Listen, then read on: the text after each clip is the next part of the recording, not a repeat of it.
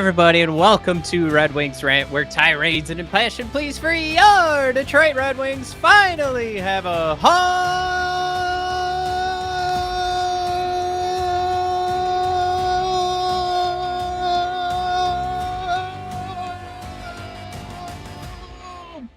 Yeah! It's easier to edit the audio that way, just so you guys know. Comments already coming in hot today. Jared saying we should trade Blake to Ottawa for future considerations. Oh my God, Mike! I don't know if you were in the Discord today, Was he ladies the one and gentlemen. slandering McJesus? Yeah, look. Here's the thing: do we Well, really? Because every single play that was positive for Edmonton was McDavid. Man, he bare butt pantsed our beloved Mo Sider. No less than 8 times. Yeah, it was ugly. He pantsed him, and he just went to the net and did whatever he wanted. Sider is trying to cycle the puck, get a play start. Oh no, turnover! All on McDavid. It was that was an ass kicking I haven't seen since maybe LeBron James single-handedly scoring 25 points in a row against the Pistons in a playoff game. That's how bad it looked, where he just completely was like, no, I'm going to win today. And he just completely pantsed Sider. Yeah, it's just like one of those nights. Like that might not be the night, or today might not be the day for folks to be like, McDavid, he's not that good. Because if anything, Mike, we should be crowning him. If you haven't bought stock in McDavid, my God, start buying it up. Woo, man. And what's funny too is some people are listening to this going like, what are they talking about? But yeah, if you guys want to have fun in our Discord, we have some friendly characters who for some reason we're trying to make. I got Justin Fields 63 saying 6 assists from one man. Yeah, come on. It's man, this is a really nuanced reference that's probably a little too esoteric for anybody but you, but it reminded me of Murray on Flight of the Conchords getting duped by the actor. I mean, one man played all those characters? It was one man making all those plays and completely pantsing this Red Wings team that was feeling good. We were feeling good. Yeah, couple periods. It wasn't too bad. We have we should probably take a look at some of the slides I put together. He carries not just that franchise, he carries the popularity of this very league on his back. Righteous McDavid with half a bushel is criminal. Now, Blake is definitely one of our buddies that hates the deep cut analytics, but of course we like going to hockey stat cards. They pulled for us all the gamer scores of everyone. I just want to help everybody recall, as the season has gone along, most Red Wing games, Red Wings are going to fall between the +3, -3, right? Sure. Boom, boom. And even, you know what, for all the podcast listeners, it hasn't been spoiled for you yet, but let's go back to the Red Wings player cards. Highest graded player, Mike, just over. Oh, wait, this is the Canucks game. Whoopsies. There we go. Let's get the right game up. Our highest graded player, over a 2, David Perron. Patrick Kane, sneaking right up to 3, actually, if I take a better look at this. Mike, our lowest graded player, which that's fine. We'll figure this out. Moritz Seider at -7, right? So I'm gonna. Well, he had a lot of shifts against McDavid. Yeah, we'll roll back to McDavid, who was a 9. I'm seeing 9. I'm seeing a correlation there, man. Boy, 9 game score. I mean, look, it's one of those things. I think we kind of touched on it last week. Sure. This team, and some people were upset. This team does rely a lot on their low danger shooting, but they do give up a lot of chances to their opponent. They're in the bottom half of the league, but I mean, this is just a combination of it didn't matter. This was, yeah, of course, you gave up a few more chances to Edmonton, but tonight it was Connor McDavid being Connor McDavid, and you got to see probably one of the best performances McDavid has had in his career. Certainly, we'll put it in the top 50, right? It's not going to be, there's been some fun hat tricks, some playoff games where McDavid has dragged his team into the Western Conference Finals, but Sure. this is still going to be up there. This is good. I mean, it's a 6 assist a game. Those don't happen. Those happen in the 80s all the time. Doesn't happen now all the time. And I want to make sure that he gets enough credit too. It wasn't just that he showed up on the stat sheet 6 times. yeah, Like those couple plays a night where we're like, "Ooh, look at the other team just watching Patrick Kane because they don't know what to do." That was every single shift this guy took. The entire Red Wing team was just staring at this guy, trying to figure out what was going to happen next. He was such a distraction for everybody defensively. Man, this was complete domination, and I don't think you want to get too bummed out about it. I mean, obviously, you wish you had a better performance, in a showcase game against a really good team. But sometimes you just play the very best player in the whole wide world, Blake, and you get a little spanking on your bare butt, and that's kind of what happened yesterday. your bare butt, balls and back. Yeah, all three look, of the B's. I took the time to bring this up, so we're gonna watch it. But this is for the Blakes in the world that are still questioning it for some reason. I don't. And by the way, guys, tongue in cheek, for a quick update, he's friend of the show. He's in the Discord. He'll probably be here a little bit later. But he was, hopefully, tongue in cheek, saying McDavid's not very good, or he didn't understand why he was getting talked about so much. So that's why we keep dropping his name, just to really emphasize. No, this was an ass kicking by one of the best players in the world. Probably the best player in the world. Let me back that up. The best current player in the world. We got destroyed by him yesterday. Yeah, it's okay. A lot of teams do. A lot of teams get destroyed by Connor McDavid. Which by the way, we can start talking about our chances now. Because we crossed off. Yeah, right.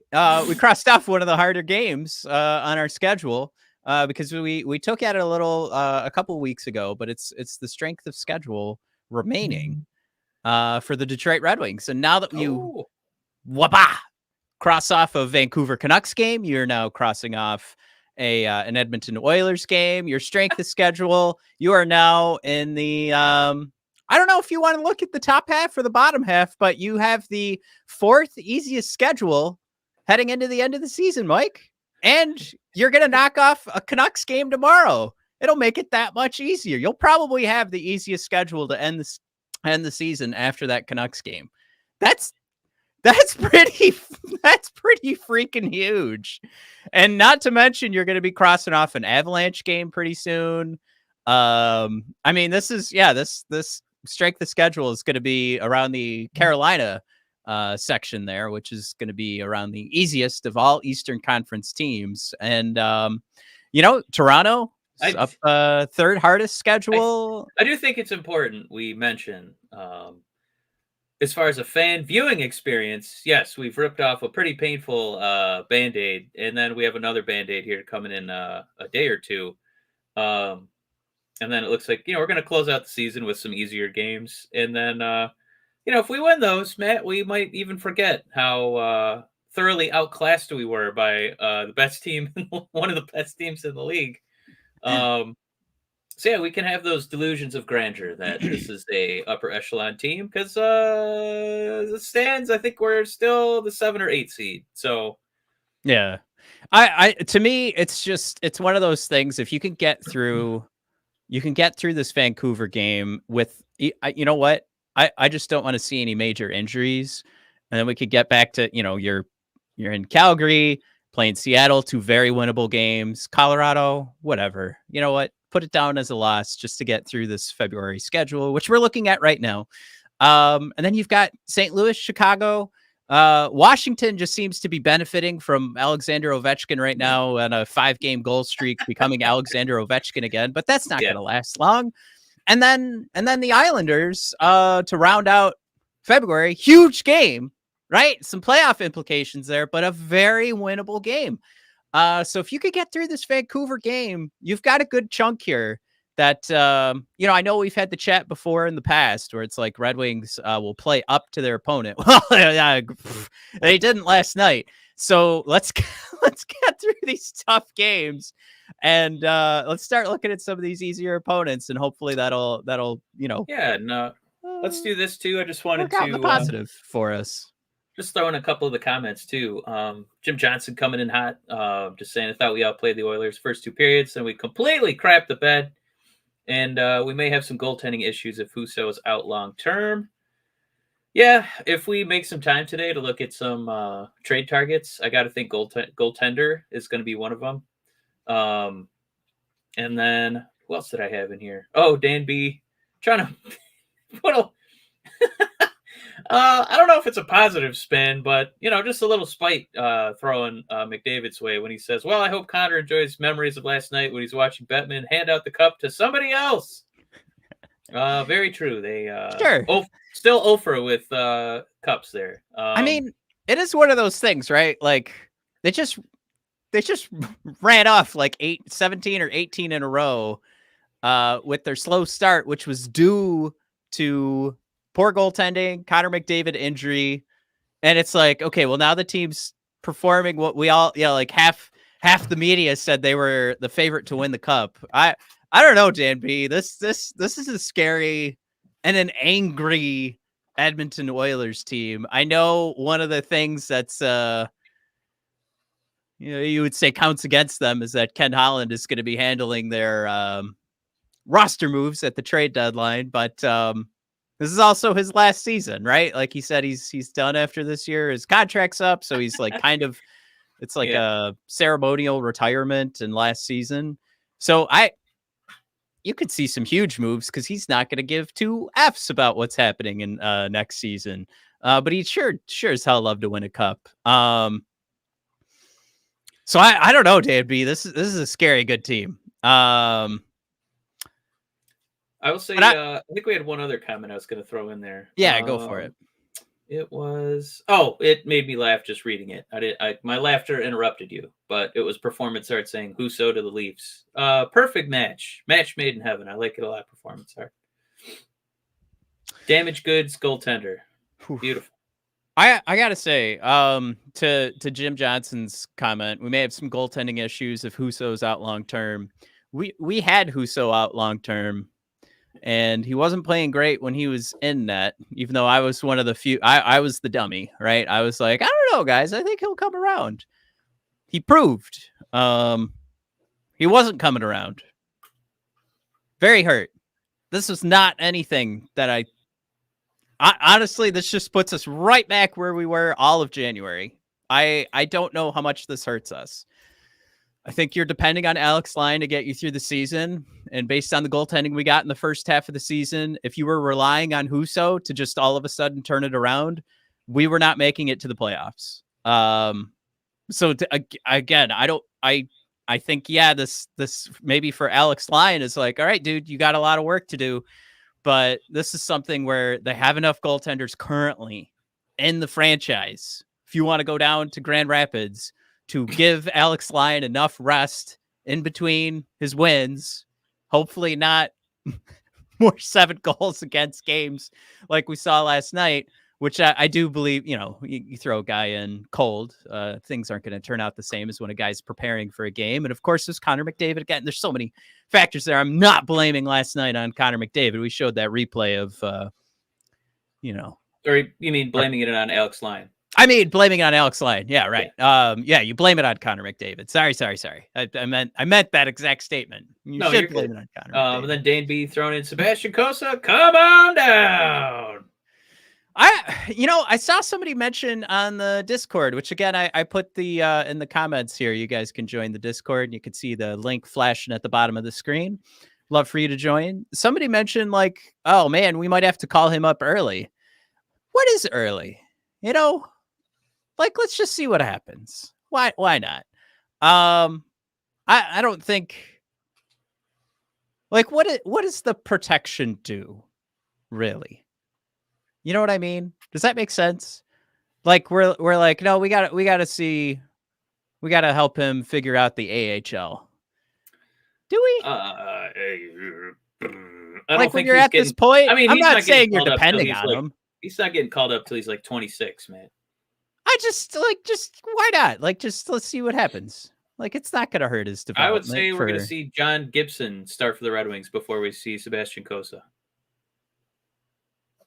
I mean, you're probably right, but I'm just making the argument. Like, let's just He's bring not him even up. in the organization, and he's got Yeah. a better chance of starting than Sebastian Cossa. Just saying. I guess I'm hoping somebody could spell it out for me. Like, you're like, no, he's got to get his minutes in the AHL before he can become a real goaltender.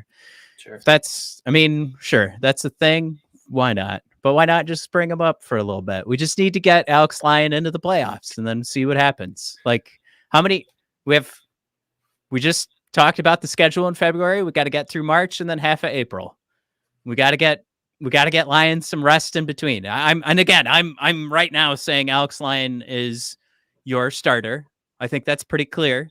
So we just need to find some goaltenders on this roster to sub in every now and then, including Reimer, to get Alex Lyon to the finish line.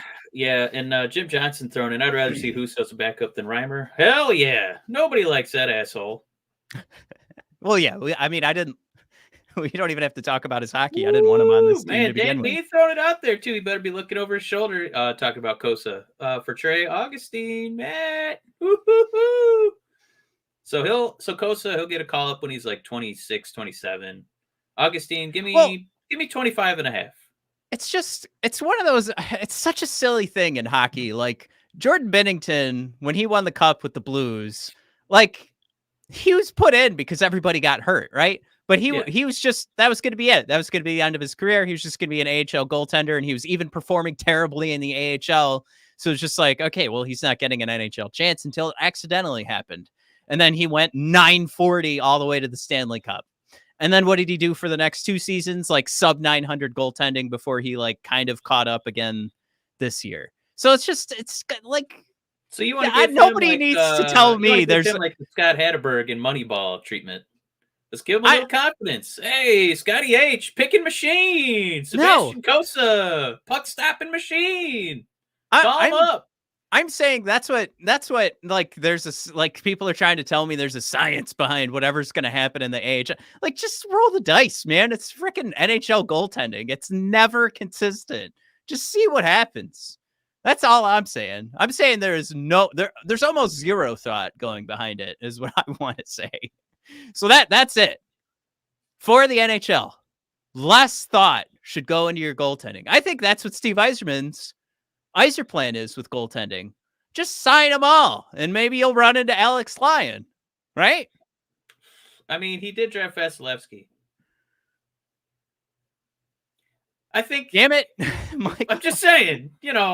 That wasn't the Yzer plan. That was the Lightning plan. By the way, Dan B quickly becoming my favorite commenter, saying first base is incredibly difficult.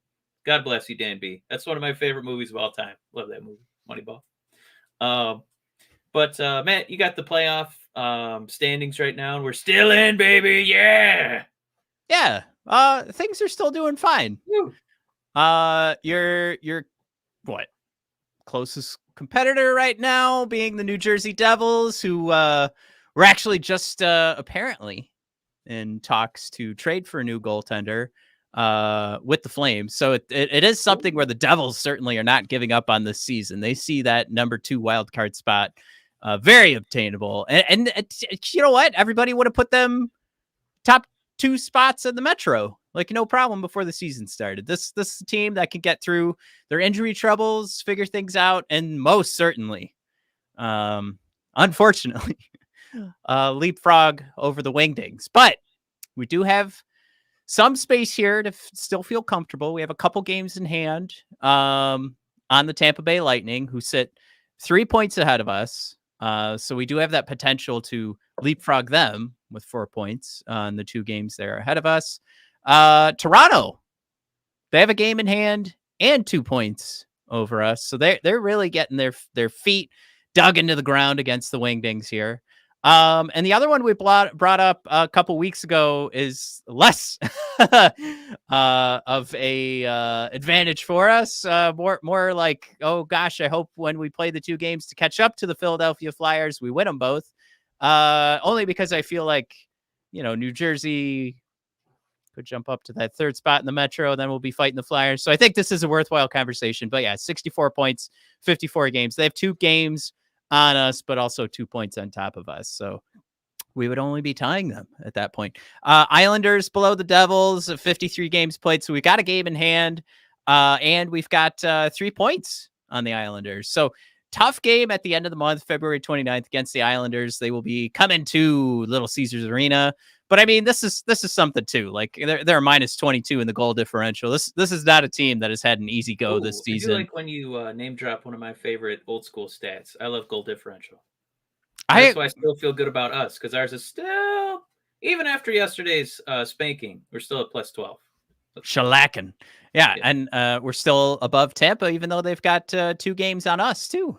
So it is one of those things. It looks like going towards the end of the season here. I'm sort of writing off the Islanders.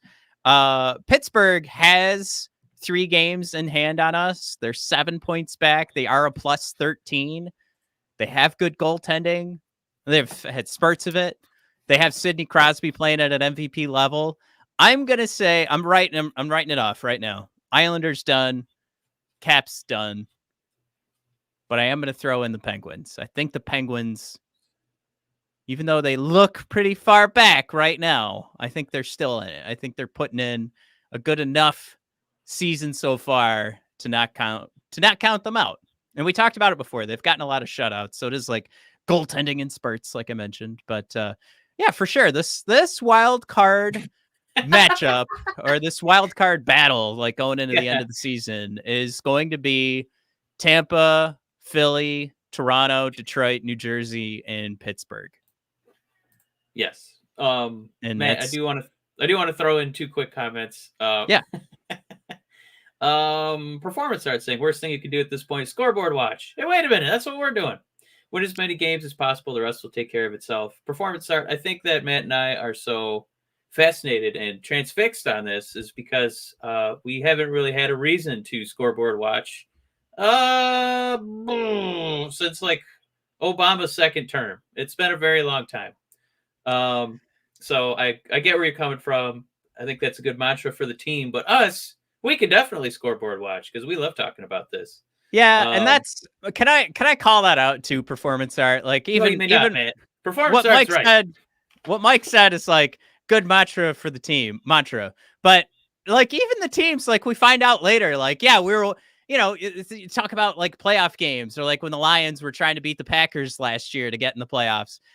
Didn't they say like, yeah, we were all watching the game. Like we wanted to see what was going to happen. So it's just like, they all do that stuff. Like they do it just the same as us. So I don't even agree with that. Like it's like a nice, responsible thing to say, but it's part of the fun, man. Like, you're going to lose games. So you gotta watch it, man.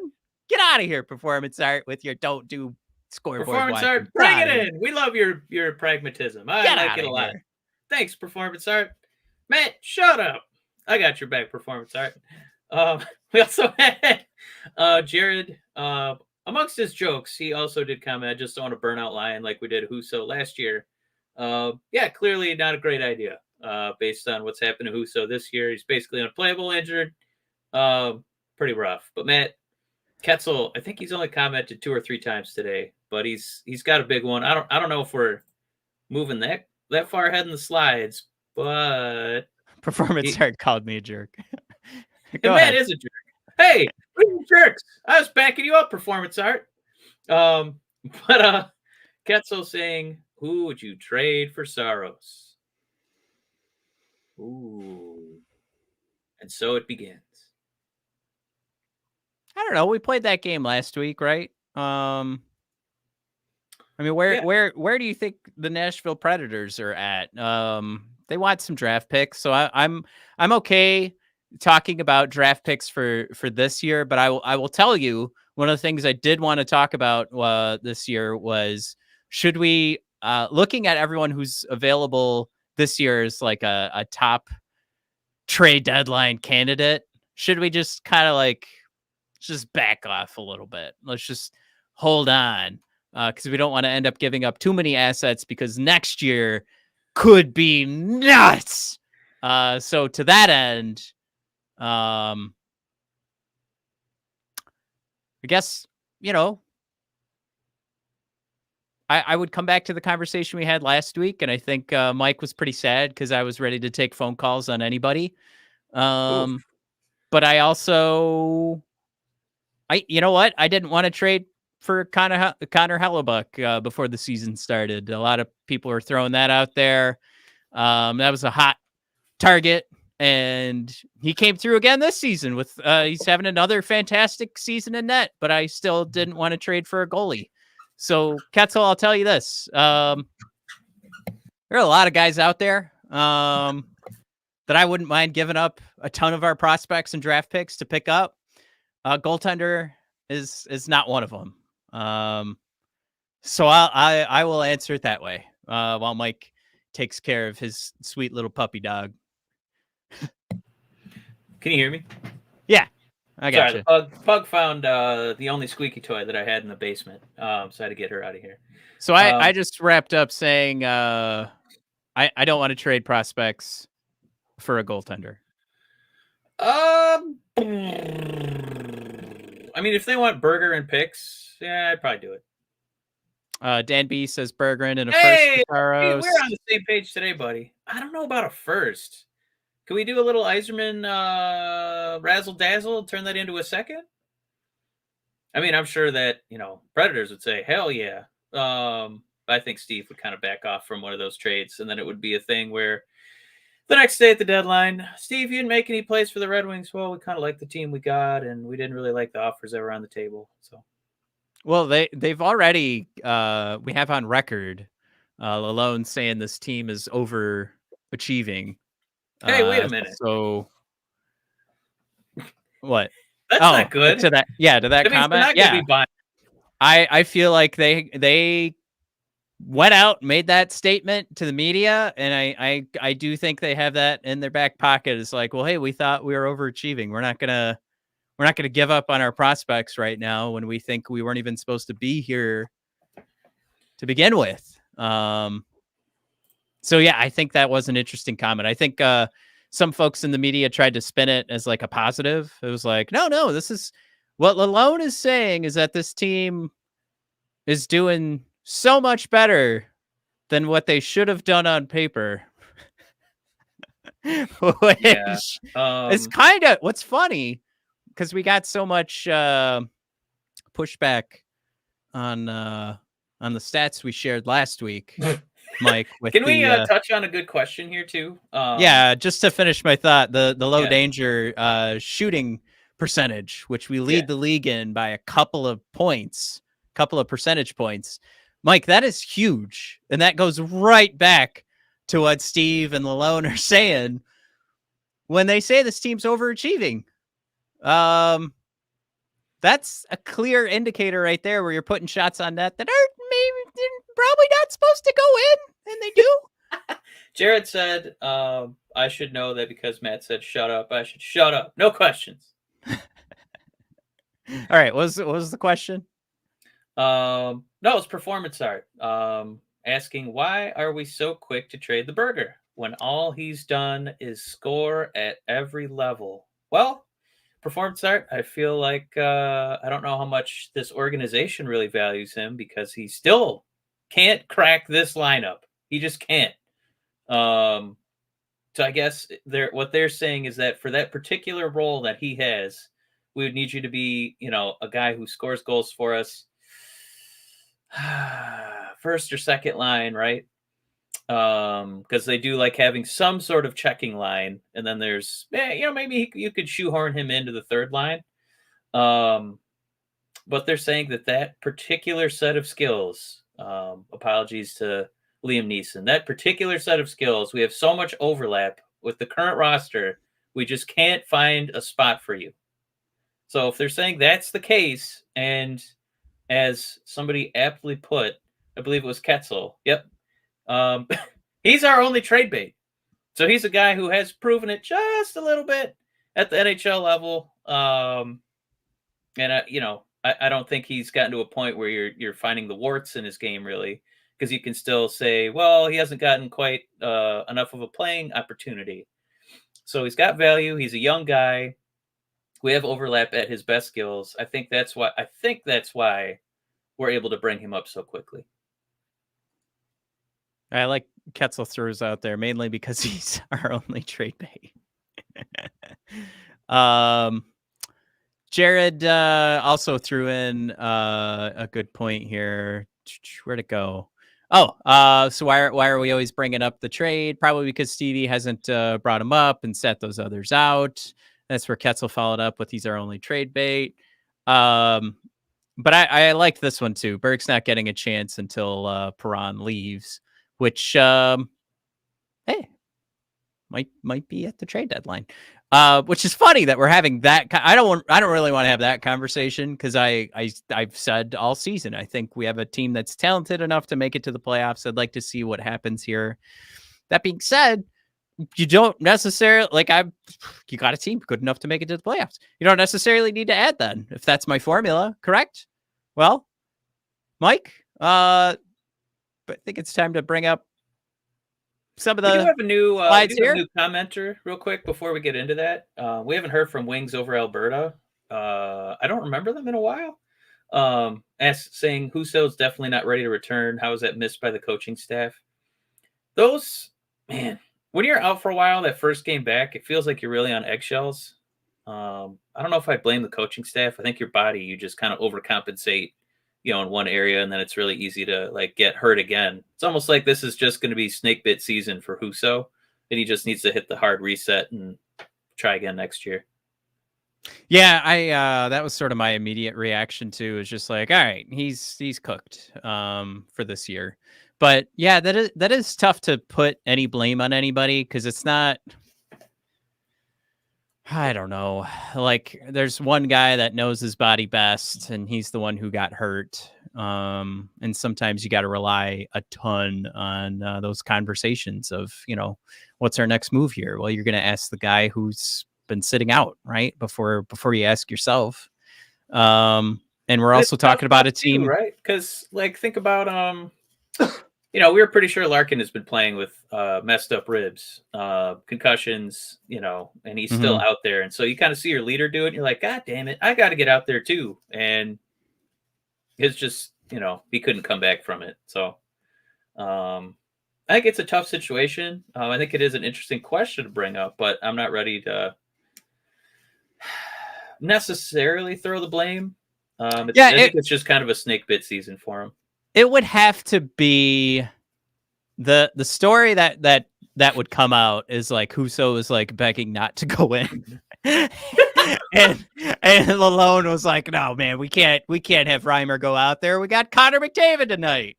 Yeah, and so. And by the way, I haven't seen him in a minute. Decoy, welcome, brother. Saying happy Greg the Hammer Valentine Day. Woo-hoo-hoo! Also, don't forget to put your significant other in a figure 4 leg lock. Yeah. We'll see how that goes. Yeah, give him the old stink face. That'll really get the Valentine's Day oils going, huh? I would throw in there too another question from Wings over Alberta. Why start Husso against McDavid and company?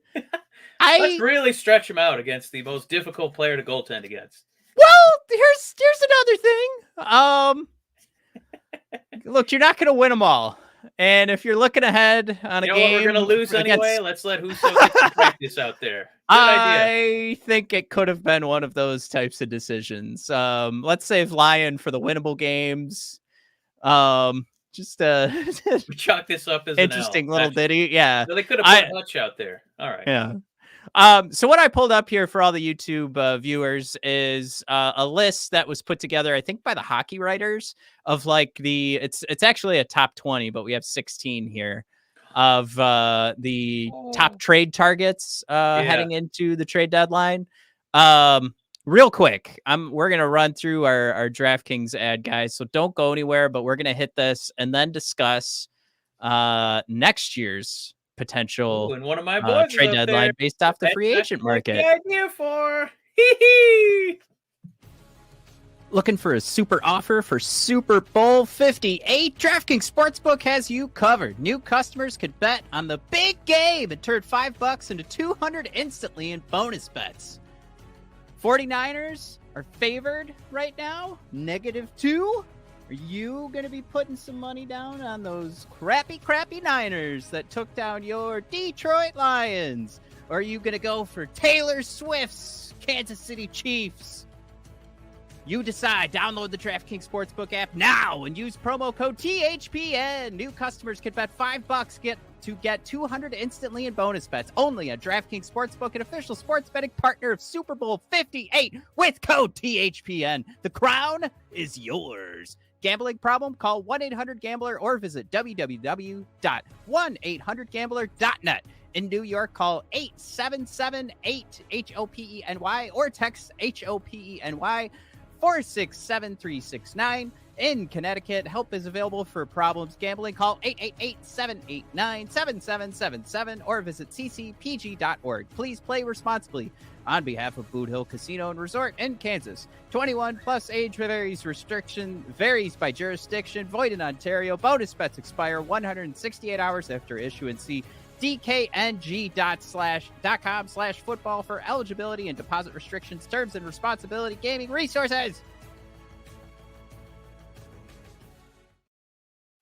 My favorite part about those ads is after your big windup and you start to turn into Beetlejuice.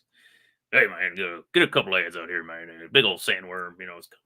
Anyway, Matt, this list is pretty sexy. I'm looking at a couple of fellas out of Ottawa, but you know who I'm. Matt, let me see if you still remember me as a brother. Who am I eyeballing on this list? You get one guess. Make it count. I think you are looking for Dominic Kubalik.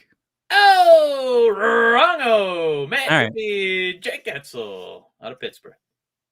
Oh, that's okay. Yeah, no, that's fine. I mean, that's me in fantasy hockey like 2 years ago. Well, yeah, you and the rest of the NHL are like, yeah, that's probably the best name on this list right now. But yeah, you want to hit a few of the names? I mean, yeah, put through the list and do some targeted focus. So, I guess, how do I want to do this? Yeah, Jake Getzel's on the list. Chris Tanev, we've been talking about almost all season. Same thing with Noah Hannafin, who's apparently in talks right now with Calgary, and they're going to decide if they're putting him on the trade block soon, depending on how those talks go. Adam Henrique, Sean Walker, Vladimir Tarasenko, Jacob Markstrom. That was the goalie we talked about earlier that New Jersey was sniffing around.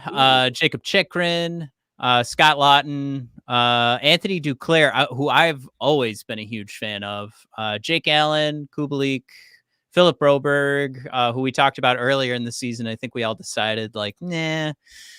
Nick Dowd, Alexander Carrier. He is, speaking of Carrier, he's carrying my defense in fantasy hockey. That guy's been a heck of a pickup. He's a good all-around defenseman. I would sniff around that all day.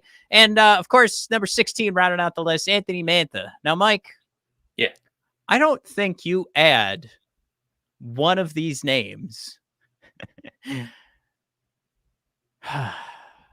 What do you mean? Save for maybe Jake Getzel, there's a possibility here, and you've elevated yourself in like a tier from like sneaking into the playoffs, which I think is the tier we're in now, to like legit playoff, could win a playoff round contender. Like, I think if you add Getzel, sure, let's have that conversation. That's a heck of a scoring threat to add, and especially if you start to see Patrick Kane throwing that sauce across the ice like we saw last night. And you're pretty much, man, talk about an upgrade. Like move Perron off that first line, and you've got a Larkin, Lucas Raymond, Getzel potential. Especially with Larkin having the season he's had, his career year this year potentially. Yeah, that's a scary first line. Hell of an upgrade. Get Perron out of your top six. Holy God, get him out of there. Yeah, that's a huge upgrade. Everything else, if that doesn't happen for you, you could upgrade your team.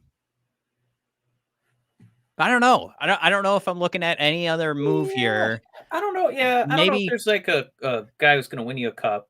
Unless you want to say some wild hot streak by I don't know, Henrique. I don't know how much Markstrom really moves your noodle.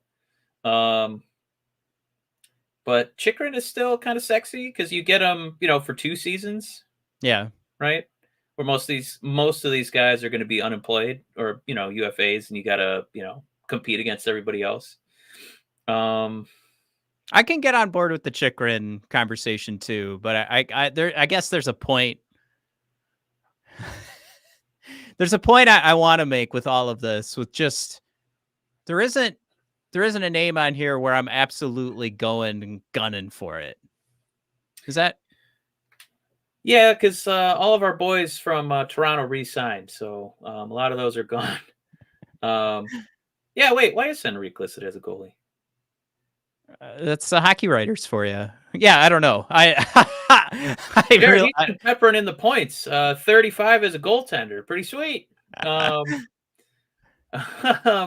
Hey, A plus move by a hell of an organization, the hockey writers. Thanks for the list, boys. I think that one of the pie in the sky dreams would be Guentzel, right?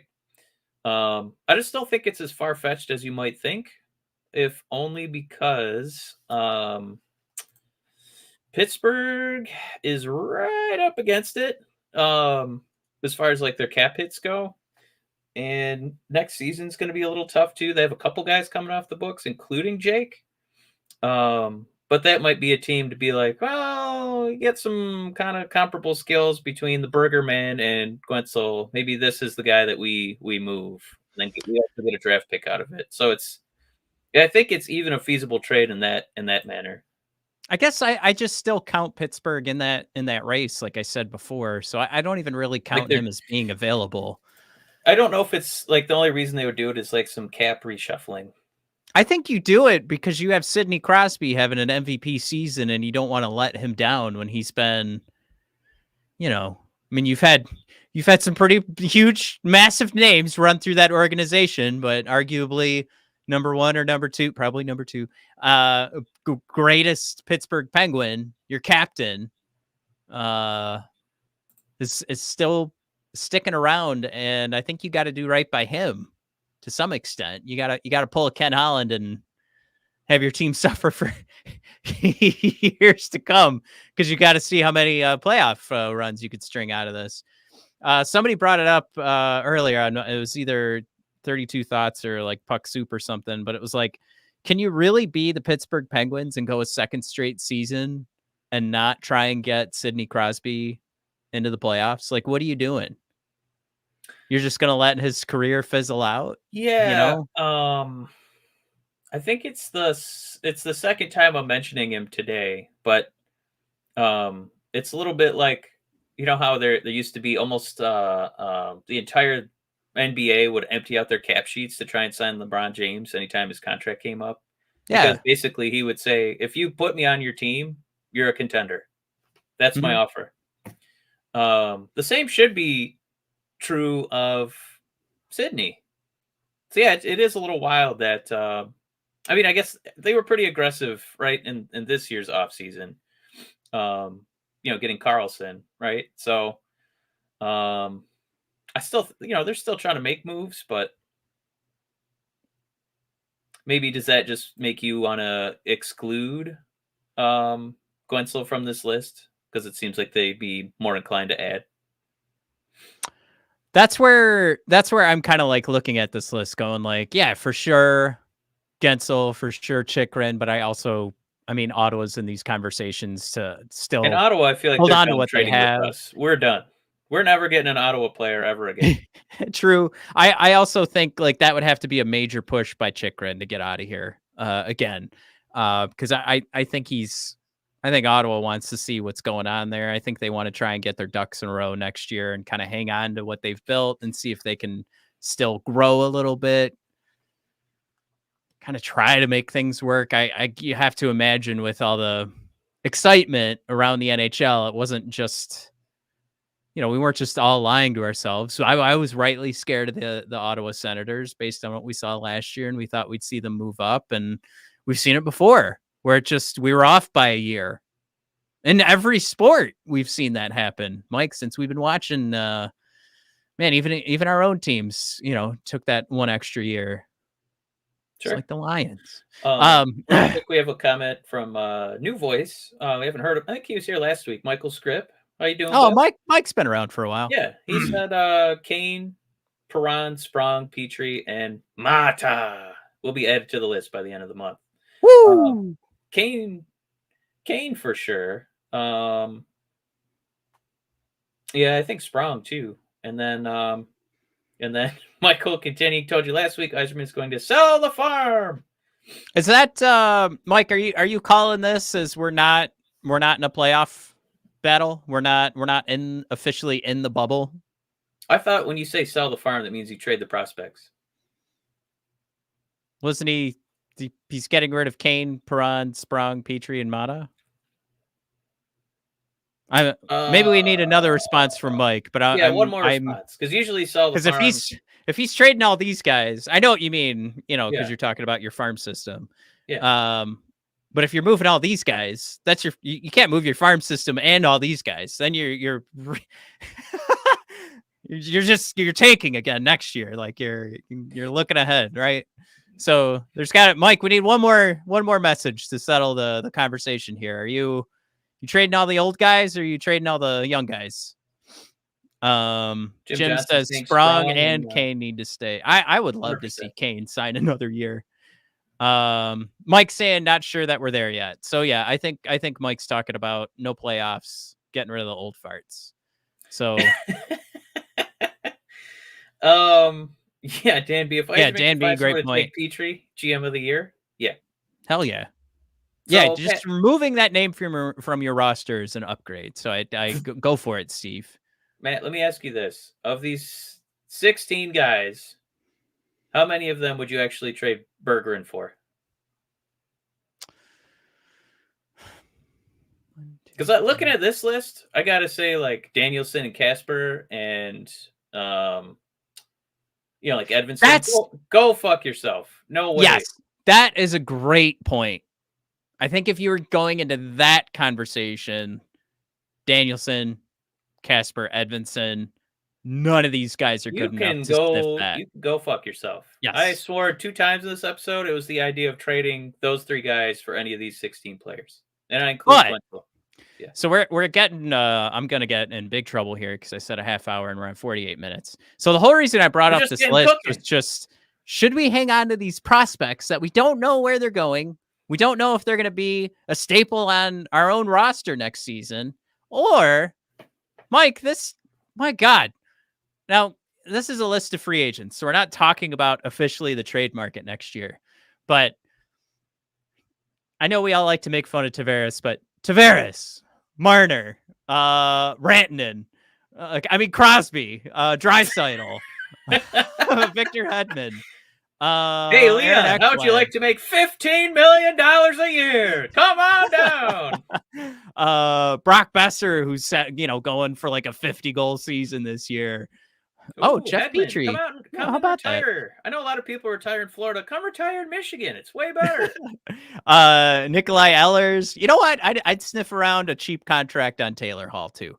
But again, that's more the free agent conversation and the trade. So there's some real potential here, even in the off season, Mike, to move some of these guys if they start contract negotiations and they're like, you know what, this just ain't working, especially for a Toronto team that could potentially miss the playoffs here. Could you start sniffing around there and grab something like, maybe they don't trust that Mitch Marner is the guy. So you know what? Ooh, good old Steve comes along. Obviously, number one on this list for me is Leon Draisaitl. If you guys are on the Discord and you heard me rank the 3 best players in the league earlier today, I Connor, McKinnon, and Draisaitl. I have no qualms about it. Talk about how lucky, if anybody wants to have the conversation about Ken Holland being good at his job, he has Leon Draisaitl right now for $8.5 million. And Draisaitl probably brings in a $15 million value. Pretty amazing. Anyway, so yeah, it's one of those things. And you know what? I think I have another slide here too. All right. Okay. So, Konecki, you know what? Shea Theodore, give me that conversation all day long. Yeah, again, like was brought up earlier, maybe I'd wait for this, but have the conversation with UC Saros at that time. Yeah, Chikrin's going to be on this list. Hey, maybe you could steal Uri Slafkovsky, who's kicking ass right now. Yeah. Yeah, there's a Shane Wright on this list, and I think there was one more. Maybe it was Noah Dobson too. Was kind of a sneaky fun one there. Mike, wow. There's some real potential here to have some fun. God, to get like an old fart vet in here too, a guy who plays a good two-way game. Kyle Palmieri is one that as you start to refresh your old farts. Well, let's clarify one thing, right? Because you would be trying to trade for them next year, and then right. This is another season where they're free agents. This is the reason to not jump headfirst into the trade deadline this year, to hold on to your prospects, hold on to your cards, hold on to your draft picks. Because I gotta say, this list, I would bundle Danielson and Casper into some of these players. Yeah. Where the other list, I'm like, no, thank you. Right. Yeah, this is a bundle. This is a fundle bundle. Apologies to Michael Scott. Oh my God. Yeah, Dan B, great point. Petrie getting paid more than Marchand. There's something wrong there, right? What is Petrie actually collecting here? Man, let's how do we get Petrie's agent? Can he negotiate my raise at work? Because oh my God. How many times has his contract been broken down? Yeah, how many teams are like eating half of his salary? Because he's at 2.3 for us. But yeah, he originally signed a 6.25. Oh my God. 4 years, $25 million. $8 million in signing bonuses. Holy God. What? Oh my God. He's got an outstanding agent. Mark Bergevin. Give him all the credit, Mike. That's a hell of a job for Jeff Petrie. Okay, so I think my point has been made. I think it's not necessarily like don't make any moves at the trade deadline, but there's definitely, with going through those two lists, like I said, you can upgrade this team. I don't know what the guys we talked about, like you could put the yes, this is a way to upgrade the Red Wings so that they go from tier of like sneaking, being the team that snuck into the playoffs this year to potential first round victory. There's a couple of guys that we kind of shot off there, but I also I think we're in agreement. I shot one off. Good God. Well, yeah, that's the 2025 list, but the 2024 list, like the couple of guys that we think could help this year, I also don't think there's a great chance they'll be moved. So with the guys that are available, I think you're making moves to upgrade the team, but I don't know. I don't think the long-term effects are there, and I think there's a lot of value holding on to next year and being patient. And goddamn, I hate that word because Steve says it, and it makes me so fucking angry when Steve Yzerman says, "Oh, I'm the most patient guy here." Shut up, Steve. But he might be right. It might not make sense. The closer we get to the trade deadline, the more I know. I'm getting cold feet. Be prepared that if our move is that we extend Kane for like 2 years, and then we trade Perron for some sort of draft pick and call up the Burger Man to let him really increase his value before next season's flurry of trade offers, maybe I won't hate this trade deadline. Yeah, right. Now, Jim, before this is what we'll end the show on. He wants to know how I classify someone as an old fart. I am, you're not going to like this, Jim. The plateau and eventual fall off for an NHL professional starts at the ripe old age of 28. So 29 and up, Jim. That's my old farts, baby. So basically, Jim, both the hosts of this show would be traded at the deadline. Yeah, I'm an old fart. Michael Scripp, you'll get the last comment of the show, then we're going to sail off into the sunset here. Patience, the key ingredient to the Iser plan. The one I hate the most. But you know what? It might be, if you get street tacos, Mike, I'm forgetting the name of it, but what's the little leafy thing that you put on? Yeah. I hate cilantro. I am like it kind of tastes like soap person, but damn it all to hell, on a street taco, especially burrito style, and they put like cheese on the shell, it's got to have cilantro. Mike, the Iser plan is a burrito street taco, and the key ingredient here, patience, is the cilantro. Now, most of us with adult palates really like cilantro, Matt. So maybe when you grow up, you'll start to enjoy it a little bit more. No, there's a human condition out there. You taste soap. Jared, no, it's not soapy as lettuce. It's a key ingredient of the Mexican palate. So, oh, good. Yeah, it's sweet. See, Jared's out there. Yeah, it does it to particular palates. It's not a baby thing. It's not like tomatoes are icky. All right. I don't know what you're referencing with that comment, but now that I turned in one of my man cards, you had man cards? Mother. All right. Any hoozles. Guys, thanks for coming along. I'm gonna go get in trouble because I am a half hour late. Thanks for tuning in, and we'll see you guys next week.